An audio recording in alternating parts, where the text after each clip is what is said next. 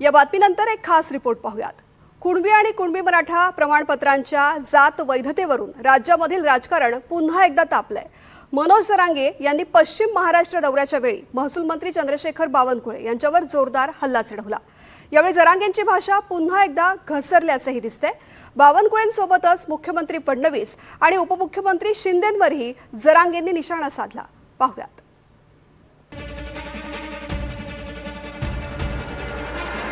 मनोज जरांगेंची आंदोलनं आणि उपोषणामुळे जुन्या महसुली अभिलेखांमधील कुणबी नोंदी तपासण्यात आल्या।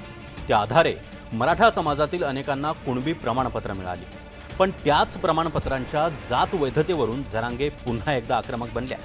परभणी, बीड, छत्रपती संभाजीनगर आणि गंगापुरातल्या काही लोकप्रतिनिधींची जात प्रमाणपत्र अवैध ठरवल्यानंतर जरांगे चांगलेच आक्रमक झाले। महसूल मंत्री चंद्रशेखर बावनकुळेच याला कारणीभूत असल्याचा आरोप त्यांनी केला आहे।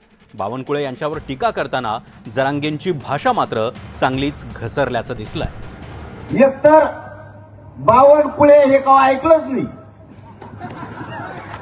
96 कुळी ऐकलं,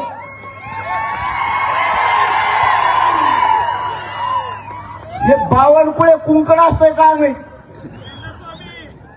हे एका एकीच कोणतं कुळ निघलंय, मुळ्यात ऐकलंय व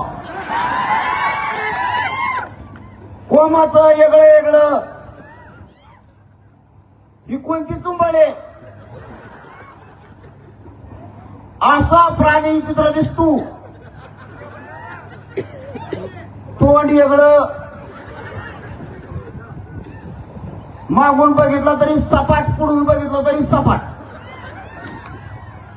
ती पूर्वी एक हडप्पा संस्कृती होती बघा, मोहनजोदडो, त्यांच्यापेक्षा बेकार। इकडून तिकडून मराठा बदलायचा अंदाज दिसला, लगेच मित्र आपल्याला चिटकतो बावनकुळ्यासारखा। मराठ्याचे वाद थोडे कमी व्हायचा अंदाज दिसला की बावनकुळे आलाच। हडप्पा, मोहनजोदडो इतिहासात होता बघ एक धडा, एवढंच दिसायचा हो घडलो काय। फक्त बावनकुळे यांच्यावरच टीका करून जरांगे थांबले नाहीत। मुख्यमंत्री देवेंद्र फडणवीस आणि उपमुख्यमंत्री एकनाथ शिंदे यांच्यावरही जरांगे बरसल्यात। इतकंच नाही, सध्या छगन भुजबळ मात्र सगळ्यात खुश असतील असा टोलाही त्यांनी लगावलाय। सावध असायचो, सरकार काय डाव टाकाले, कारण फडणवीसचा डाव मोडणं सोपं नाही। त्याचा डाव मोडले 3 वर्षे, एक बी यशस्वी होऊ दिला, ही शेवटचा होता। प्रचंड नारळ फोडीत असून सध्या भुजबळ बरं झालं हो, हे त्याच्या गळ्यातलं पुढे गुतलं म्हणून। भुजबळ सगळ्यात जास्त खुश असणार आहे। प्रत्येक देवाला नारळ फोडत असेल, त्र्यंबकेश्वरला, याला त्याला, काली आईला, सगळ्याला। घरात बाबाने नाही तर त्याला सुद्धा फोड असते ते। आता तिकडून मरमर कोण करतय? लाडभाऊ मरमर करते। इकडून उदय सामंत साहेब, शंभूराजे साहेब करते। ते काय म्हणतात ना, आडतच नाही कडून देणारा देवाच द्याय नाही, काय करणार आहेत ते तरी। आम्ही कधी त्यांच्यावरती नाराजी व्यक्त केली, पण शिंदे साहेबाला, उदय सामंत साहेबाला ही गोष्ट कळायला पाहिजे की आपल्या मंत्र्यांनी चूक केली ती आपण दुरुस्त केली पाहिजे। मराठ्याचा एक मोठा वर्ग त्यांच्या पाठीमागे तो जर तुटला ना, पुरं त्यांचा पक्षच उघड्यावर पडतो। दुसरीकडे बावनकुळे यांच्यावर जरांगे यांनी केलेल्या टीकेला स्वतः बावनकुळे मात्र उत्तर देताना दिसत नाहीत। त्यांनी सध्या संयम बाळगलाय। मात्र ॲडव्होकेट गुणरत्न सदावर्ते यांनी जरांगे यांच्यावर गंभीर आरोप करत जोरदार प्रत्युत्तर दिलाय। तर भाजपचे आमदार प्रवीण दरेकर यांनीही जरांगेंना थेट आव्हान दिलंय। परत तो तिथं भुकल्यासारखा बोललाय, हे चालेल का?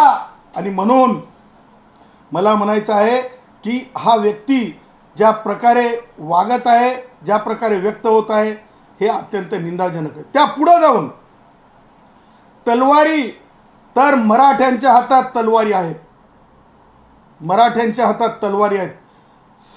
ह्यापूर्वीच मुंबई उच्च न्यायालयाच्या छत्रपती संभाजीनगर खंडपीठाने स्पष्ट सांगितलेलं आहे, जरांगे म्हणजे मराठा समाज नाही। कारण माझ्या मराठा समाजातले कोणी भाऊ तलवारीची भाषा करत नाहीत। हा अपप्रौढ तलवारीची भाषा करतो, म्हणजे अर्थातच याला काय सांगायचंय?